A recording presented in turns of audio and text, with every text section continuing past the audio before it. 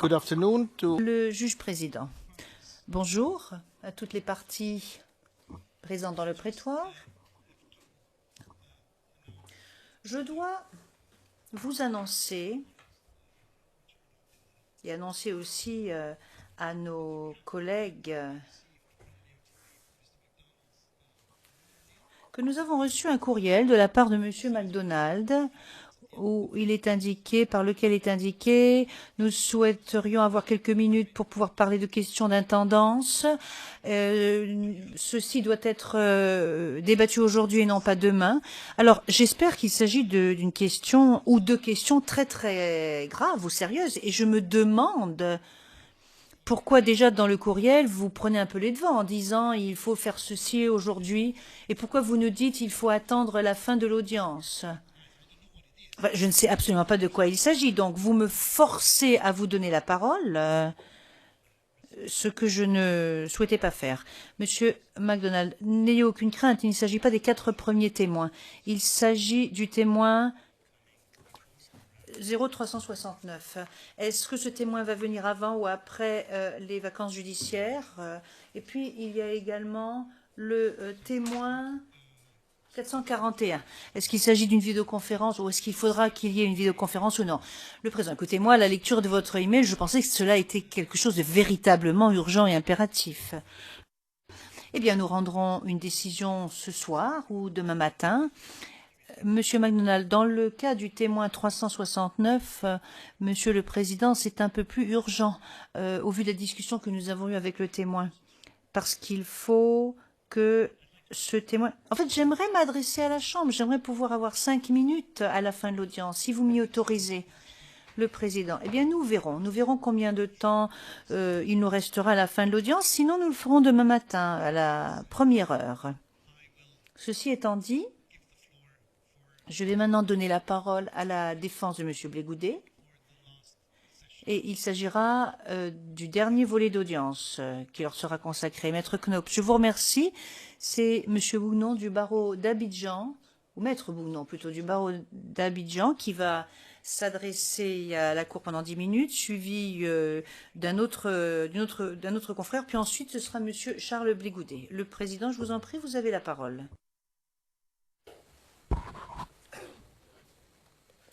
Monsieur le Président, honorable membre de la Cour, l'éminent philosophe ivoirien, le professeur Paul Zahiri a dit, et je cite, « Le combat de la vérité contre le mensonge et sa violence ne date pas de nos jours, mais la vérité a l'obligation de mener ses batailles. Et pourtant, il n'est pas sûr qu'elle les gagne toutes. C'est au nom de cette quête perpétuelle de la vérité judiciaire, afin que celle-ci triomphe du mensonge, que nous nous tenons par devant vous pour apporter la juste réplique à l'accusation. En effet, pendant 6 heures, il nous a été donné d'entendre beaucoup d'énormités sur mon pays, la Côte d'Ivoire, et sur le co-accusé, M. Blégoudet Charles. Monsieur le Président, honorable juge de la Cour, le drame, oui, le drame, dans l'affaire qui nous réunit ce matin, c'est que le procureur n'a point enquêté. Je ne dirais même pas que l'enquête a été bâclée. Je dis que l'accusation n'a pas enquêté du tout.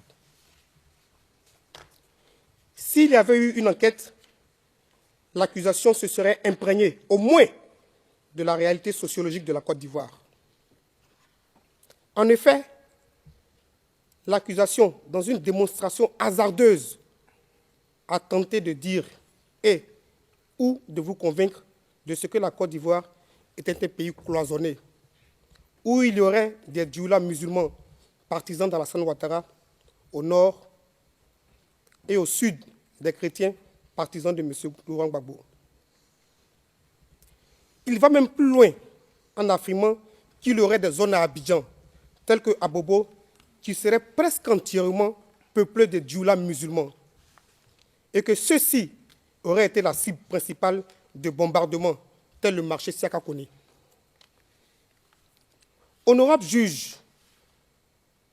ce stade de mon propos, je vais vous aider à comprendre qu'en Côte d'Ivoire, il n'y a pas un groupe ethnique dénommé Dioula.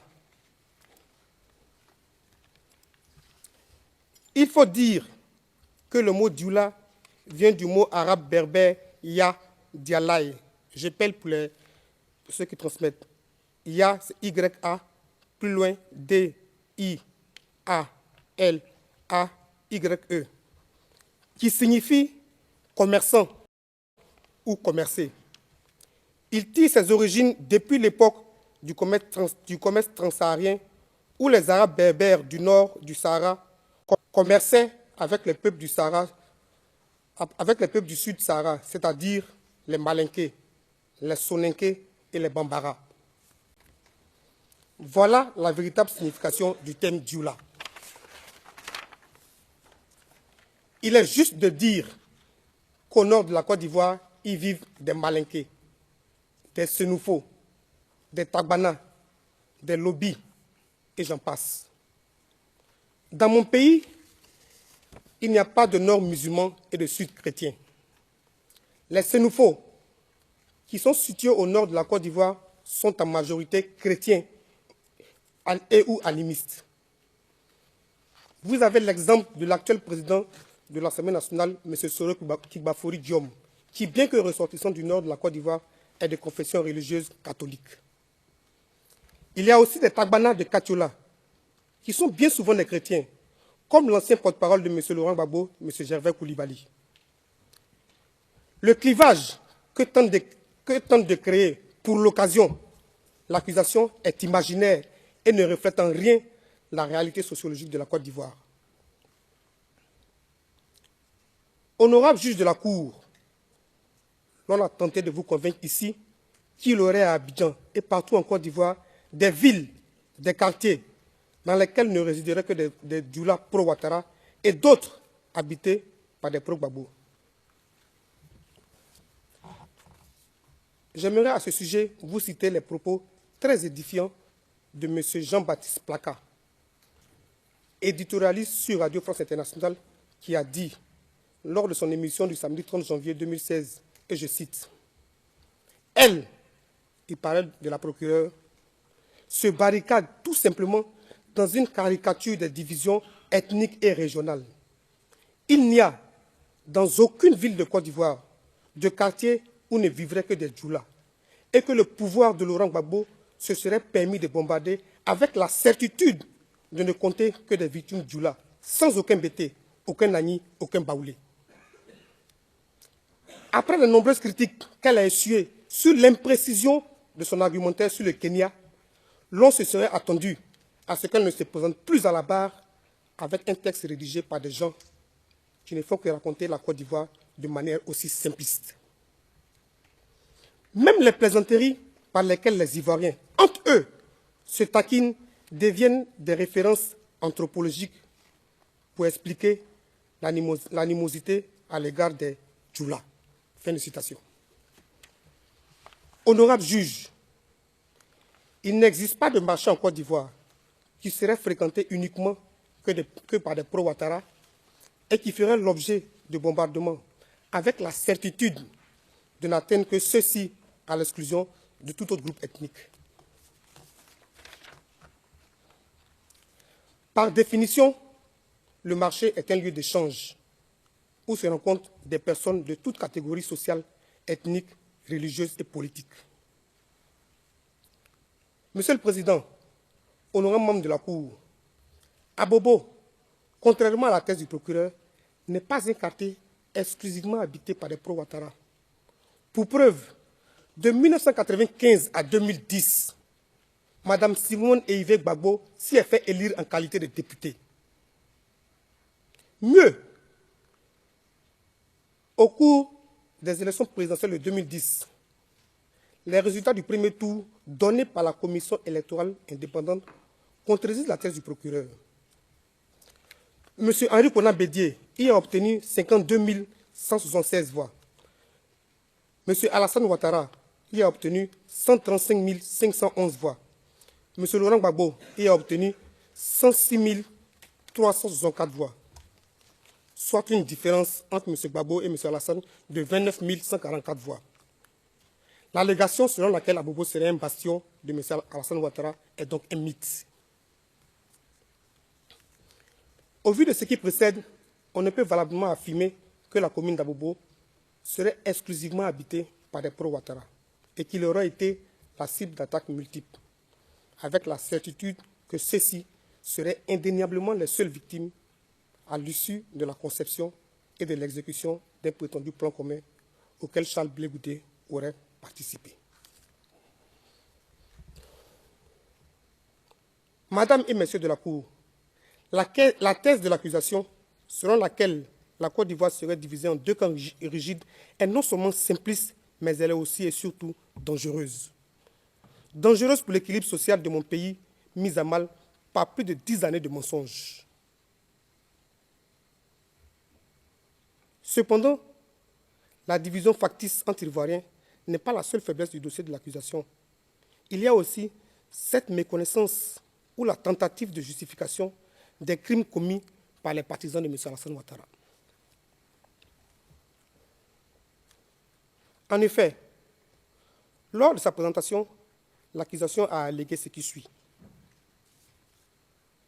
Entre-temps, pendant le mois de février, les opérations des FDS à Abobo se sont intensifiées. Dans une tentative d'écraser toute opposition rencontrée à Abobo. À leur tour, des groupes de résistance émergents à Abobo empêchaient les mouvements FDS d'ériger des barrages routiers autour et dans Abobo. De temps à autre, ces groupes réussissaient à saisir les armes des FDS et menaient des attaques sporadiques contre les positions FDS, ce qui a engendré quelques pertes chez les FDS. Et les FDS ont répondu à travers des interventions militaires massives. Fin de citation. Ce qu'il faut noter, c'est que ce que l'accusation appelle ici, avec un euphémisme coupable, groupe de résistants, ne sont autres que les membres du commando invisible qui ont tué de sang-froid plus d'une vingtaine de membres des forces de défense et de sécurité de Côte d'Ivoire et des centaines de civils dont les habitants d'Anoukwa-Kouté. Des populations civiles avaient fui la mort pour aller se réfugier dans une église à Anoukwa-Kouté.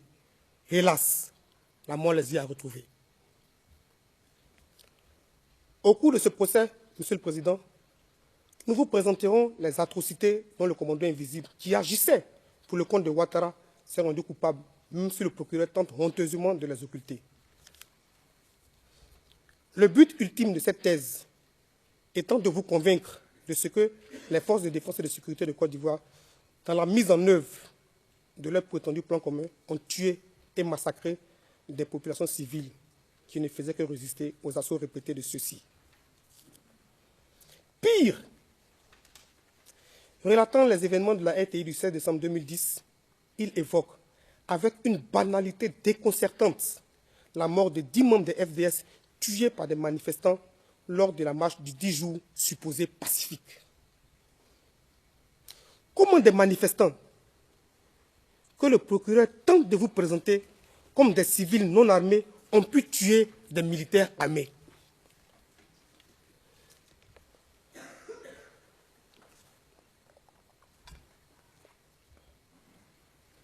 La réalité implacable que l'accusation tente vainement d'occulter, c'est qu'à partir de décembre 2010, sinon avant, les hommes armés pour Ouattara avaient infiltré tout le district d'Abidjan afin d'y mener une guérilla urbaine visant à imposer Ouattara au pouvoir, ce qui est d'ailleurs reconnu par plusieurs de ses témoins. Voici ainsi présentée la véritable atmosphère qui règne à Abidjan à cette époque. Réalité et circonstances que feint d'ignorer l'accusation. Aussi, dans le discours très souvent soporifique de l'accusation, il y a plus grave.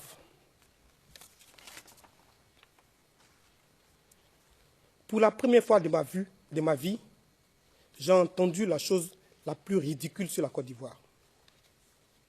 Monsieur le Président, honorable membre de la Cour, il a été dit ici, dans cette salle, que les gris-gris sont un signe distinctif des ressortissants du Nord.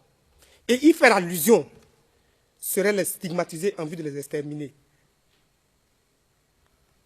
Cette allégation, tout en étant ridicule, est d'une légèreté sans nul autre pareil. Pour l'histoire, sachez que la Côte d'Ivoire, à l'instar de la quasi-totalité des pays africains au sud du Sahara, n'a connu le christianisme et ou le monothéisme qu'avec la colonisation. Même l'islam est arrivé bien longtemps après en Côte d'Ivoire, avec les guerres menées par les Samori Touré et autres. Par conséquent, vous comprendrez que chaque peuple de Côte d'Ivoire a ses gris-gris, ses amulettes et ses pratiques mystiques. Cela ne relève de signes distinctifs d'aucun peuple ou groupe ethnique de Côte d'Ivoire.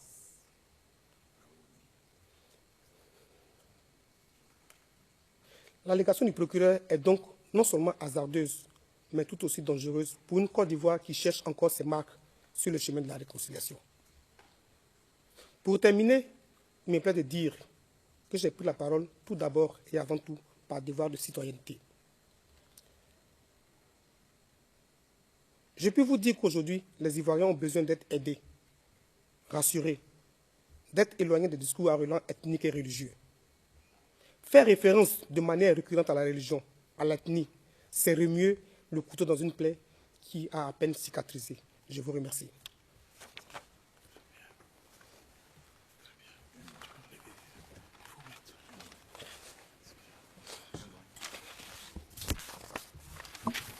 Thank you very much. Le juge président, je vous remercie. Monsieur Zokou va maintenant intervenir.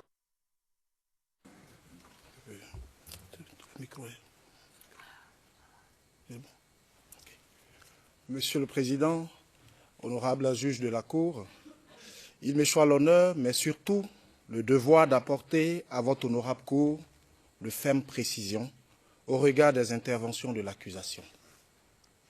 Le procureur s'est voulu long, trop long, car il se devait de noyer l'absence absolue de preuves sous une avalanche d'argusties dont la seule fin est de tronquer la vérité et de donner de M. Charles Blé Goudé, de ses actes, de ses déclarations, une vision en parfaite contradiction avec la réalité.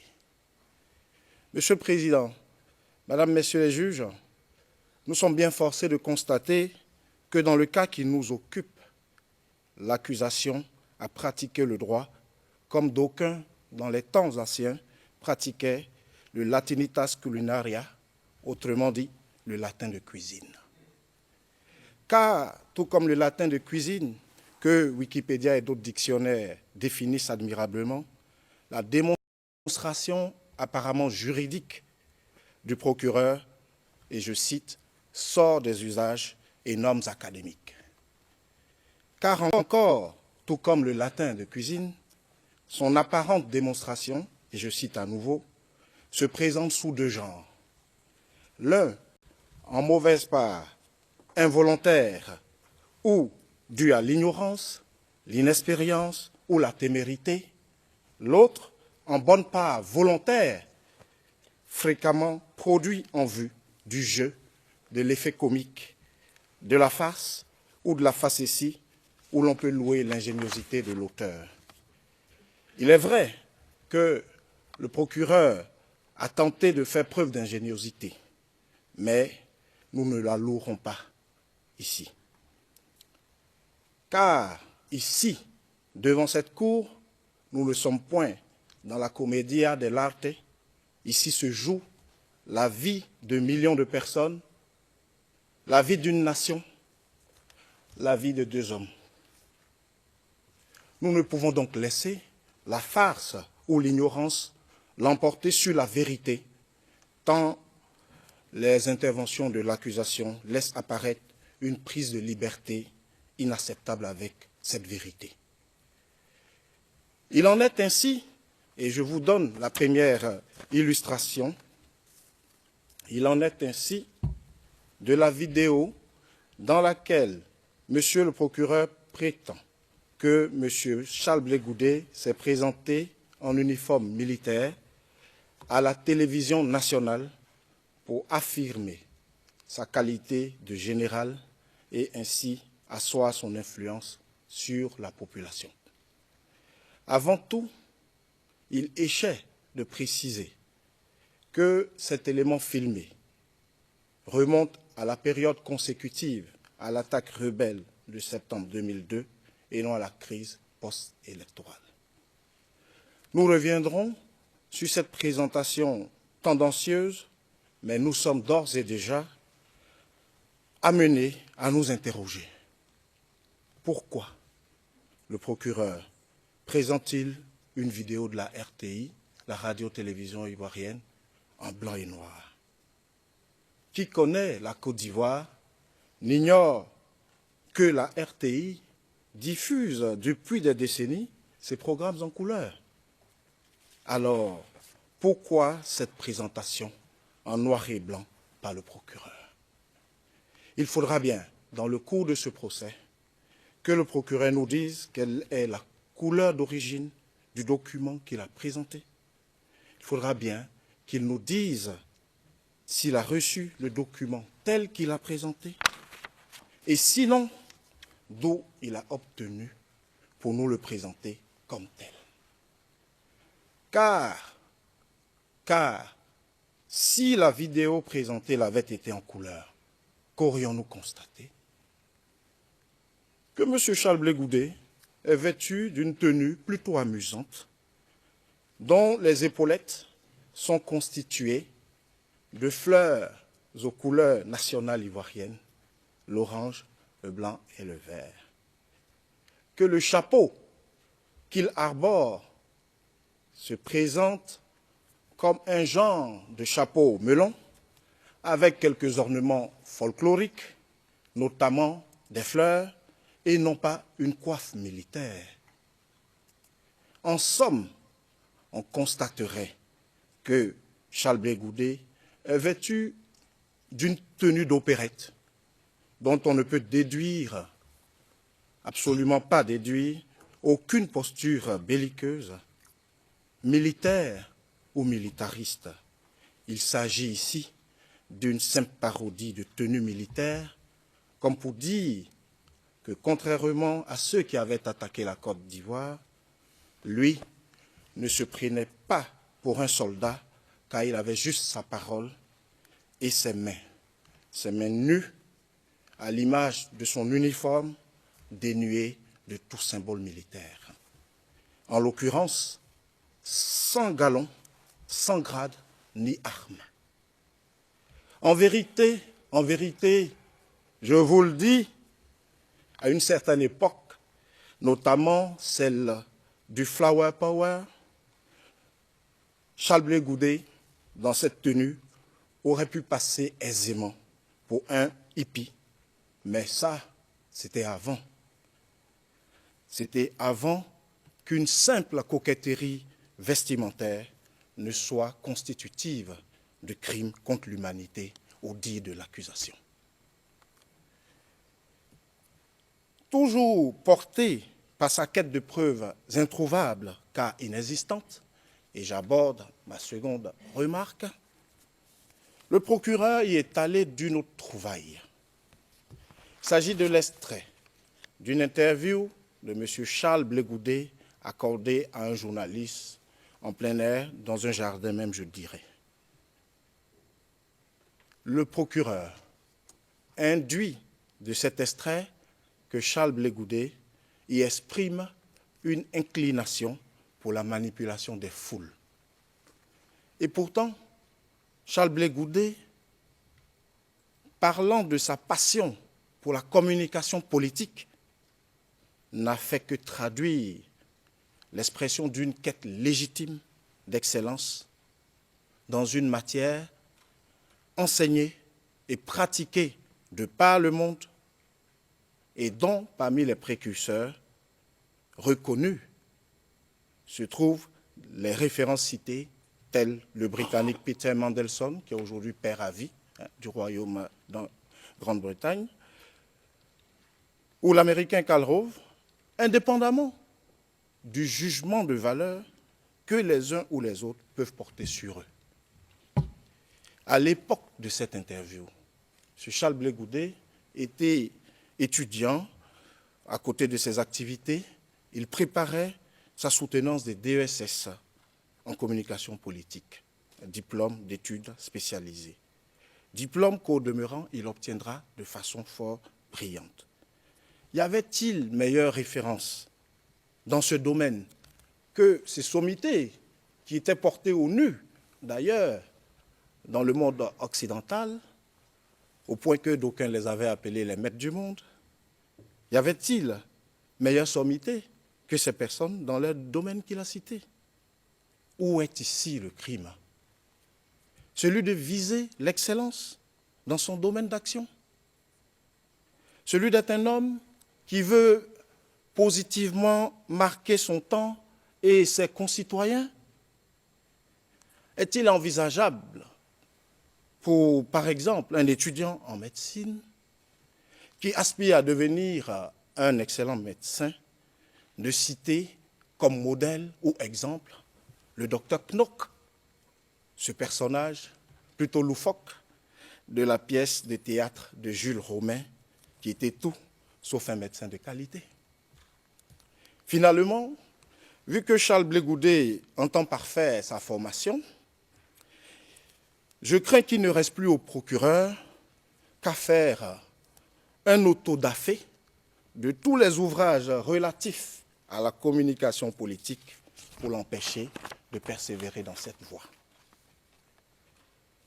Monsieur le Président, Mesdames et Messieurs de la Cour, notre ultime précision portera sur une vidéo que le procureur vous a présentée ici. Dans cette vidéo, un individu qui n'est pas Charles Blé Goudet a prononcé la phrase suivante. À chaque Ivoirien, son français. Si ma mémoire est certaine, à l'entame de ce procès, le procureur a posé un postulat.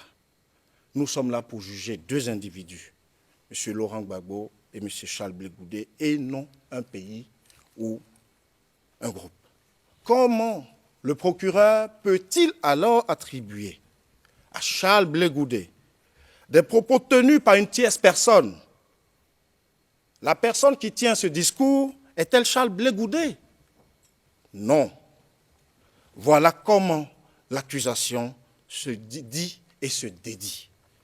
Il n'y a que par la magie du procureur que Charles Blé Goudet, jouissant d'un don d'ubiquité, peut se voir attribuer la paternité et la responsabilité de l'expression à chacun son français, quand bien même il y est étranger.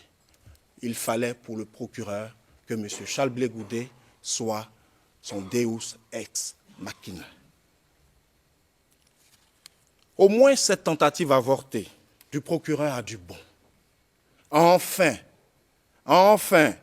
le procureur avoue devant le monde entier que Charles Blé Goudet n'est pas l'auteur de la fameuse phrase « à chacun son français ».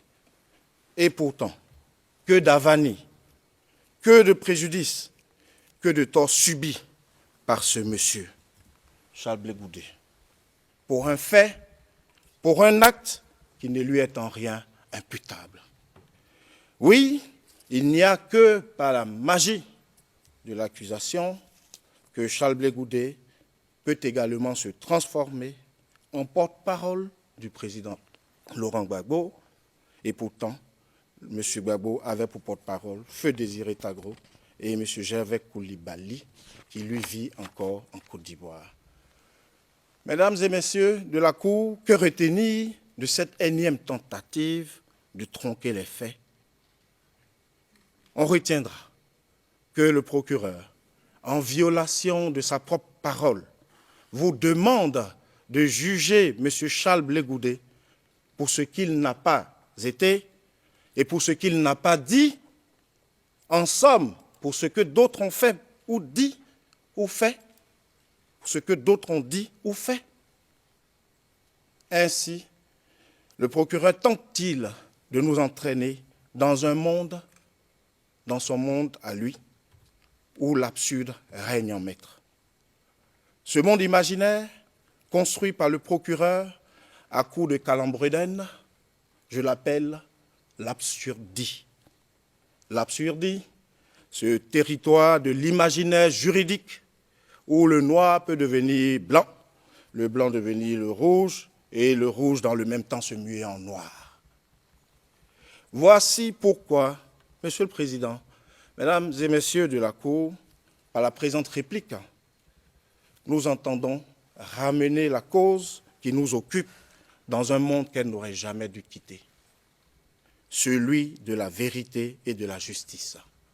Ce monde, cet endroit, c'est ici devant vous, ici dans le temple de Thémis, ici à la Cour pénale internationale, notre cour à tous, car le temps est venu pour l'accusation de quitter le domaine de l'art divinatoire pour se soumettre enfin à l'empire de la vérité, de la justice, en un mot, à l'empire du droit.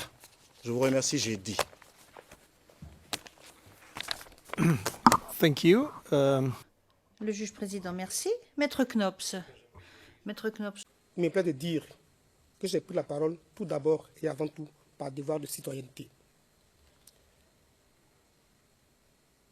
Je peux vous dire qu'aujourd'hui, les Ivoiriens ont besoin d'être aidés, rassurés, d'être éloignés des discours à relents ethniques et religieux. Faire référence de manière récurrente à la religion, à l'ethnie, c'est remuer le couteau dans une plaie qui a à peine cicatrisé. Je vous remercie.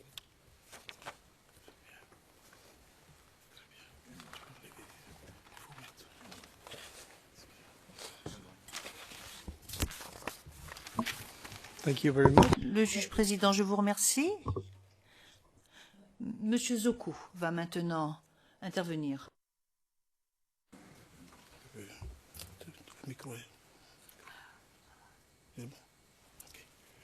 Monsieur le Président, honorable juge de la Cour, il m'échoit l'honneur, mais surtout le devoir d'apporter à votre honorable Cour de fermes précisions au regard des interventions de l'accusation.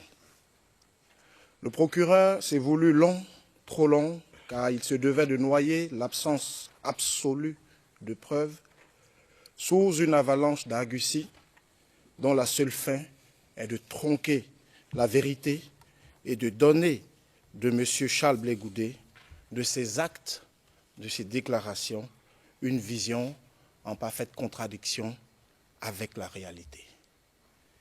Monsieur le Président, Mesdames, Messieurs les juges, nous sommes bien forcés de constater que dans le cas qui nous occupe, l'accusation a pratiqué le droit comme d'aucuns, dans les temps anciens, pratiquaient le latinitas culinaria, autrement dit, le latin de cuisine. Car, tout comme le latin de cuisine, que Wikipédia et d'autres dictionnaires définissent admirablement, la démonstration apparemment juridique du procureur, et je cite, sort des usages et normes académiques.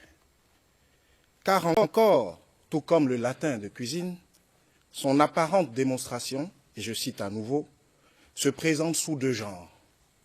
L'un, en mauvaise part, involontaire ou dû à l'ignorance, l'inexpérience ou la témérité. L'autre, en bonne part, volontaire, fréquemment produit en vue du jeu, de l'effet comique, de la farce ou de la facétie, où l'on peut louer l'ingéniosité de l'auteur. Il est vrai que le procureur a tenté de faire preuve d'ingéniosité, mais nous ne la louerons pas ici. Car ici, devant cette cour, nous ne sommes point dans la commedia dell'arte. Ici se joue la vie de millions de personnes, la vie d'une nation, la vie de deux hommes. Nous ne pouvons donc laisser la farce ou l'ignorance l'emporter sur la vérité, tant les interventions de l'accusation laissent apparaître une prise de liberté inacceptable avec cette vérité. Il en est ainsi, et je vous donne la première illustration, il en est ainsi de la vidéo dans laquelle M. le procureur prétend que M. Charles Blé Goudé s'est présenté en uniforme militaire à la télévision nationale pour affirmer sa qualité de général et ainsi asseoir son influence sur la population. Avant tout, il échait de préciser que cet élément filmé remonte à la période consécutive à l'attaque rebelle de septembre 2002 et non à la crise post-électorale. Nous reviendrons sur cette présentation tendancieuse, mais nous sommes d'ores et déjà amenés à nous interroger. Pourquoi le procureur présente-t-il une vidéo de la RTI, la radio-télévision ivoirienne, en blanc et noir? Qui connaît la Côte d'Ivoire n'ignore que la RTI diffuse depuis des décennies ses programmes en couleur. Alors, pourquoi cette présentation en noir et blanc par le procureur? Il faudra bien, dans le cours de ce procès, que le procureur nous dise quelle est la couleur d'origine du document qu'il a présenté. Il faudra bien qu'il nous dise s'il a reçu le document tel qu'il a présenté, et sinon, d'où il a obtenu pour nous le présenter comme tel. Car, si la vidéo présentée l'avait été en couleur, qu'aurions-nous? Elle est non seulement simpliste, mais elle est aussi et surtout dangereuse. Dangereuse pour l'équilibre social de mon pays, mis à mal par plus de 10 années de mensonges. Cependant, la division factice entre Ivoiriens n'est pas la seule faiblesse du dossier de l'accusation. Il y a aussi cette méconnaissance ou la tentative de justification des crimes commis par les partisans de M. Alassane Ouattara. En effet, lors de sa présentation, l'accusation a allégué ce qui suit. Entre-temps, pendant le mois de février, les opérations des FDS à Abobo se sont intensifiées. Dans une tentative d'écraser toute opposition rencontrée à Abobo. À leur tour, des groupes de résistance émergents à Abobo empêchaient les mouvements FDS d'ériger des barrages routiers autour et dans Abobo. De temps à autre, ces groupes réussissaient à saisir les armes des FDS et menaient des attaques sporadiques contre les positions FDS, ce qui a engendré quelques pertes chez les FDS. Et les FDS ont répondu à travers des interventions militaires massives. Fin de citation.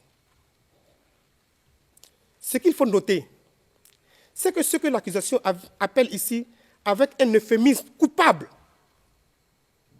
groupe de résistants, ne sont autres que les membres du commando invisible qui ont tué de sang-froid plus d'une vingtaine de membres des forces de défense et de sécurité de Côte d'Ivoire et des centaines de civils dont les habitants d'Anoukwa-Kouté.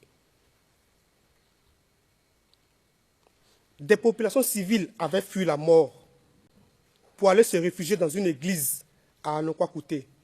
Hélas, la mort les y a retrouvés.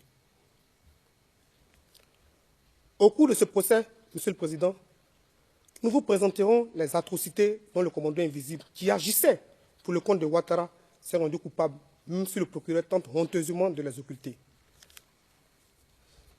Le but ultime de cette thèse étant de vous convaincre de ce que les forces de défense et de sécurité de Côte d'Ivoire, dans la mise en œuvre de leur prétendu plan commun, ont tué et massacré des populations civiles qui ne faisaient que résister aux assauts répétés de ceux-ci. Pire, relatant les événements de la RTI du 16 décembre 2010, il évoque, avec une banalité déconcertante, la mort de 10 membres des FDS tués par des manifestants lors de la marche du 10 jours supposée pacifique. Comment des manifestants que le procureur tente de vous présenter comme des civils non armés ont pu tuer des militaires armés?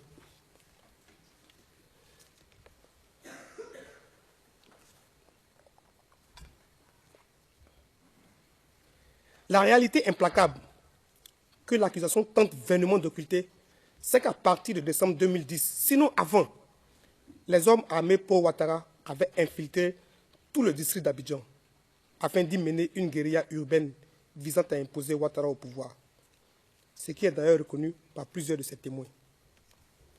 Voici ainsi présentée la véritable atmosphère qui règne à Abidjan à cette époque. Réalité et circonstances que feint d'ignorer l'accusation. Aussi, dans le discours très souvent soporifique de l'accusation, il y a plus grave.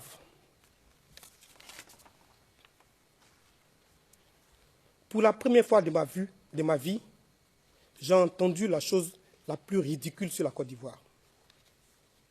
Monsieur le Président, honorable membre de la Cour, il a été dit ici, dans cette salle, que les gris-gris sont un signe distinctif des ressortissants du Nord. Et y faire allusion serait les stigmatiser en vue de les exterminer. Cette allégation, tout en étant ridicule, est d'une légèreté sans nulle autre pareille. Pour l'histoire, sachez que la Côte d'Ivoire, à l'instar de la quasi-totalité des pays africains au sud du Sahara, n'a connu le christianisme et ou le monothéisme qu'avec la colonisation. Même l'islam est arrivé bien longtemps après en Côte d'Ivoire, avec les guerres menées par les Samori Touré et autres. Par conséquent, vous comprendrez que chaque peuple de Côte d'Ivoire a ses gris-gris, ses amulettes et ses pratiques mystiques. Cela ne relève de signes distinctifs d'aucun peuple ou groupe ethnique de Côte d'Ivoire.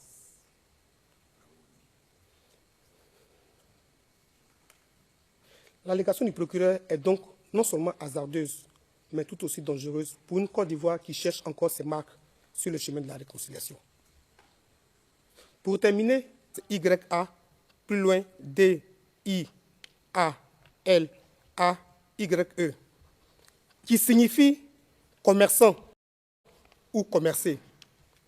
Il tire ses origines depuis l'époque du commerce transsaharien où les Arabes berbères du nord du Sahara commerçaient avec les peuples du Sahara, avec les peuples du sud Sahara, c'est-à-dire les Malinqués, les Soninké et les Bambara. Voilà la véritable signification du terme Dioula.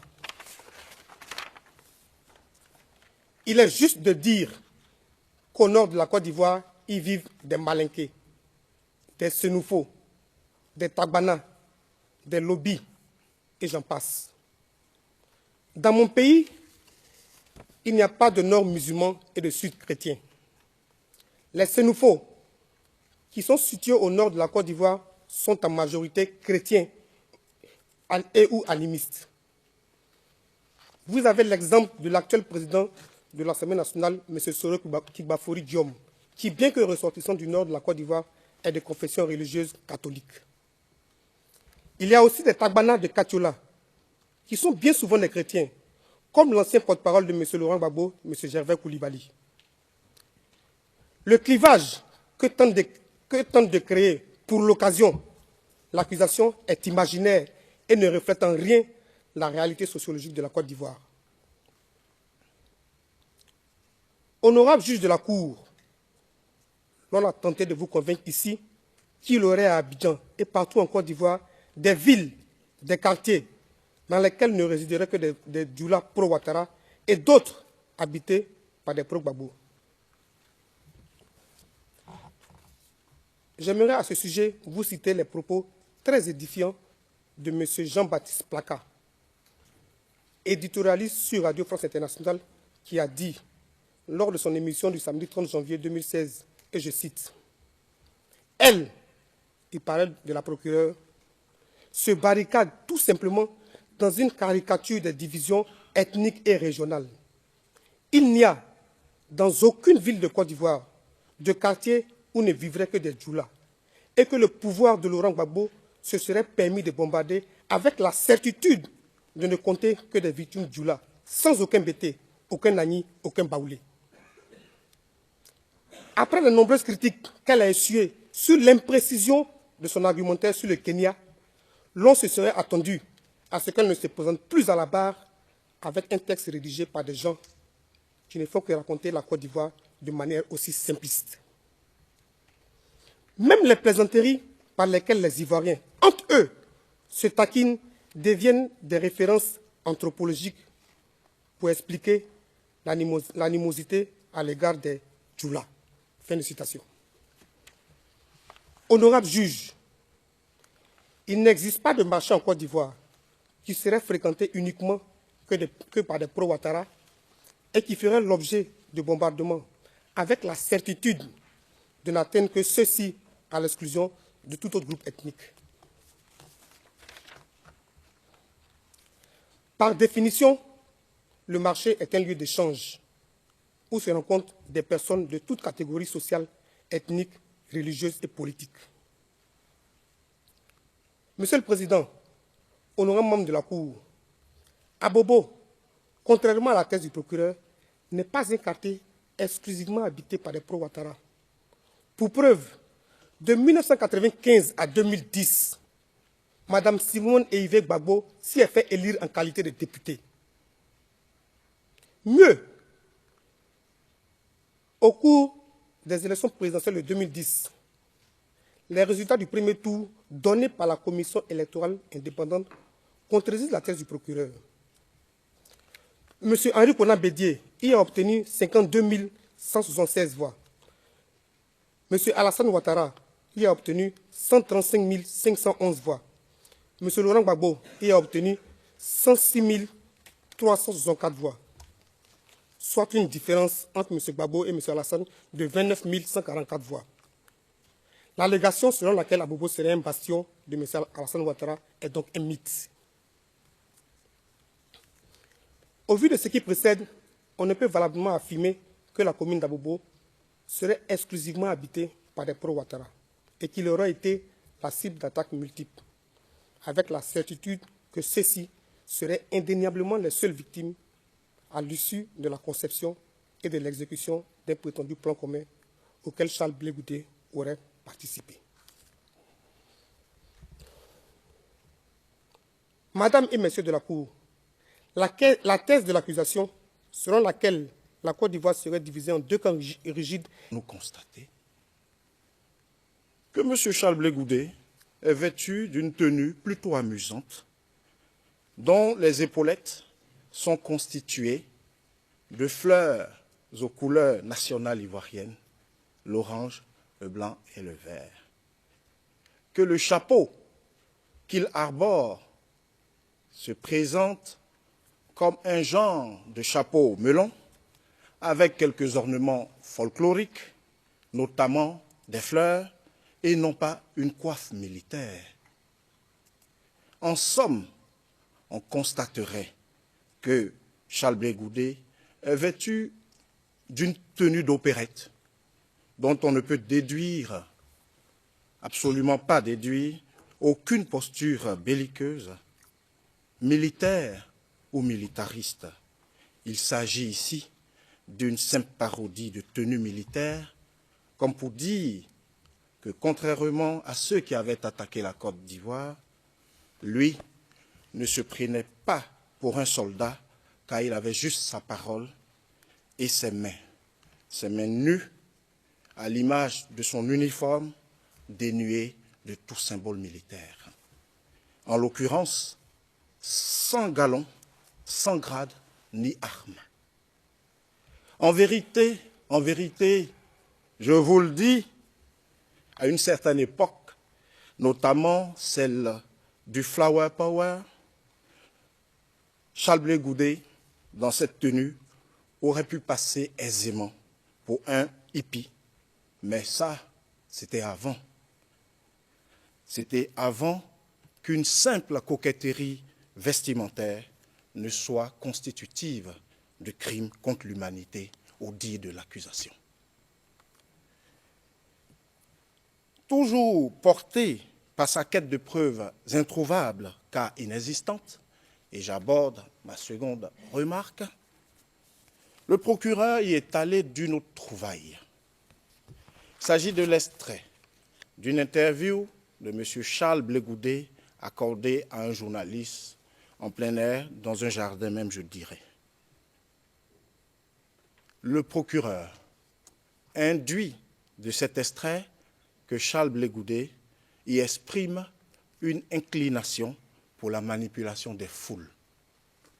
Et pourtant, Charles Blé Goudet, parlant de sa passion pour la communication politique, n'a fait que traduire l'expression d'une quête légitime d'excellence dans une matière enseignée et pratiquée de par le monde et dont, parmi les précurseurs reconnus, se trouvent les références citées tels le Britannique Peter Mandelson, qui est aujourd'hui père à vie du Royaume de Grande-Bretagne, ou l'Américain Karl Rove, indépendamment du jugement de valeur que les uns ou les autres peuvent porter sur eux. À l'époque de cette interview, M. Charles Blé Goudet était étudiant. À côté de ses activités, il préparait sa soutenance des DESS en communication politique, un diplôme d'études spécialisées. Diplôme qu'au demeurant, il obtiendra de façon fort brillante. Y avait-il meilleure référence dans ce domaine que ces sommités qui étaient portées au nu, d'ailleurs, dans le monde occidental, au point que d'aucuns les avaient appelés les maîtres du monde? Y avait-il meilleure sommité que ces personnes dans leur domaine qu'il a cité? Où est ici le crime? Celui de viser l'excellence dans son domaine d'action? Celui d'être un homme qui veut positivement marquer son temps et ses concitoyens? Est-il envisageable pour, par exemple, un étudiant en médecine qui aspire à devenir un excellent médecin de citer comme modèle ou exemple le docteur Knock, ce personnage plutôt loufoque de la pièce de théâtre de Jules Romain, qui était tout sauf un médecin de qualité? Finalement, vu que Charles Blé Goudet entend parfaire sa formation, je crains qu'il ne reste plus au procureur qu'à faire un autodafé de tous les ouvrages relatifs à la communication politique pour l'empêcher de persévérer dans cette voie. Monsieur le Président, Mesdames et Messieurs de la Cour, notre ultime précision portera sur une vidéo que le procureur vous a présentée. Good afternoon to Le juge président. Bonjour à toutes les parties présentes dans le prétoire. Je dois vous annoncer et annoncer aussi à nos collègues que nous avons reçu un courriel de la part de M. MacDonald où il est indiqué, par lequel est indiqué, nous souhaiterions avoir quelques minutes pour pouvoir parler de questions d'intendance. Ceci doit être débattu aujourd'hui et non pas demain. Alors, j'espère qu'il s'agit d'une question ou de questions très très graves ou sérieuses. Et je me demande pourquoi déjà dans le courriel vous prenez un peu les devants en disant il faut faire ceci aujourd'hui et pourquoi vous nous dites il faut attendre la fin de l'audience. Enfin, je ne sais absolument pas de quoi il s'agit, donc vous me forcez à vous donner la parole, ce que je ne souhaitais pas faire. Monsieur MacDonald, n'ayez aucune crainte, il ne s'agit pas des 4 premiers témoins. Il s'agit du témoin 0369. Est-ce que ce témoin va venir avant ou après les vacances judiciaires? Et puis, il y a également le témoin 441. Est-ce qu'il s'agit d'une vidéoconférence ou est-ce qu'il faudra qu'il y ait une vidéoconférence ou non? Le président, écoutez-moi, à la lecture de votre email, je pensais que cela était quelque chose de véritablement urgent et impératif. Eh bien, nous rendrons une décision ce soir ou demain matin. Monsieur MacDonald, dans le cas du témoin 369, Monsieur le Président, c'est un peu plus urgent au vu de la discussion que nous avons eue avec le témoin, parce qu'il faut que ce témoin. En fait, j'aimerais m'adresser à la Chambre. J'aimerais pouvoir avoir 5 minutes à la fin de l'audience, si vous m'y autorisez. Le président. Eh bien, nous verrons. Nous verrons combien de temps il nous restera à la fin de l'audience. Sinon, nous le ferons demain matin, à la première heure. Ceci étant dit, je vais maintenant donner la parole à la défense de M. Blégoudet. Et il s'agira du dernier volet d'audience qui leur sera consacré. Maître Knoop, je vous remercie. C'est M. Bougnon du barreau d'Abidjan, ou Maître Bougnon plutôt, du barreau d'Abidjan, qui va s'adresser à la Cour pendant 10 minutes, suivi d'un autre confrère, puis ensuite ce sera M. Charles Blégoudet. Le président, je vous en prie, vous avez la parole.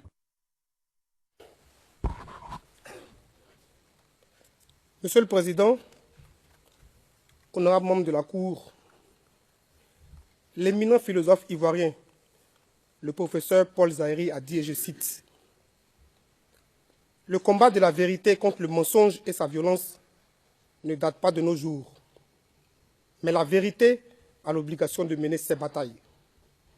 Et pourtant, il n'est pas sûr qu'elle les gagne toutes.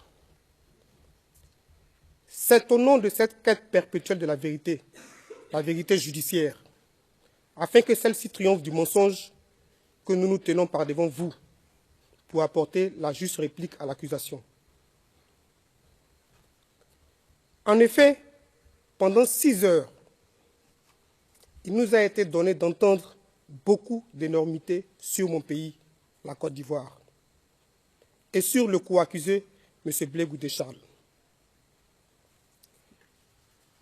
Monsieur le Président, honorable juge de la Cour, le drame, oui, le drame, dans l'affaire qui nous réunit ce matin, c'est que le procureur n'a point enquêté.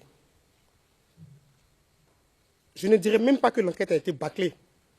Je dis que l'accusation n'a pas enquêté du tout. S'il y avait eu une enquête, l'accusation se serait imprégnée, au moins, de la réalité sociologique de la Côte d'Ivoire.